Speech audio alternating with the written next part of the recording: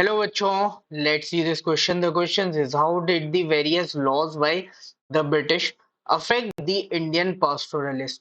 भारत के जो चरगाहे थे, तो उनको ब्रिटिशर्स जो अलग-अलग लॉ लेके आए, उनने कैसे अफेक्ट किया?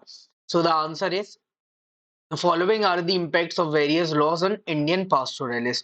हमने कुछ यहाँ पे impacts बताए जो इंडियन pastoralists पर हुए ब्रिटिशर्स जो लॉ लेके आए उनकी वजह से। सबसे पहला, they were prevented from entering many forests. सबसे पहले तो उनको जो अलग-अलग जंगल थे उनमें जाने से उन पे रोक लगा दी गई, उनको प्रिवेंट कर दिया गया कि वो वहां पर नहीं जा सकते। Their movements were regulated.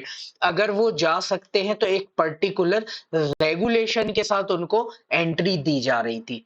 They needed permit for entry in forest. अब यहीं से आता है हमारा नेक्स्ट पॉइंट कि अगर वो रेगुलेशन कैसे, तो एक पर्टिकुलर परमिट लेके आए थे जो उनको फॉरेस्ट डिपार्टमेंट से लेना पड़ता था। जब उनके पास वो परमिट होगा तभी उनको वहां पे एंट्री मिल सकती थी। सो यहां से इस पॉइंट को अभी छोड़ के हम इस पे बढ़ेंगे। They need permit issued by forest department for their movement.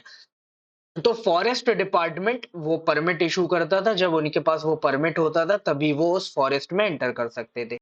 इसके बाद उस परमिट पे या फॉरेस्ट डिपार्टमेंट ये डिसाइड करता था कि उनके एंट्री की टाइमिंग क्या होगी, उनके निकलने की टाइमिंग क्या होगी उस फॉरेस्ट से, ये फिक्स कर दी जाती थी। इवन एक साल में वो उस फॉरेस्ट में कितने दिन स्पेंड कर सकते हैं, ये नंबर ऑफ डेज भी वहां पे फिक्स कर दिए गए थे। और अब इनको लिमिटेड, पहले जो अनलिमिटेड ऐसे फॉरेस्ट में घूम सकते थे, अब वो डेज लिमिटेड कर दिए थे। So the timing of their entry and departure into forest were specified and the number of days they could spend in forest was also limited.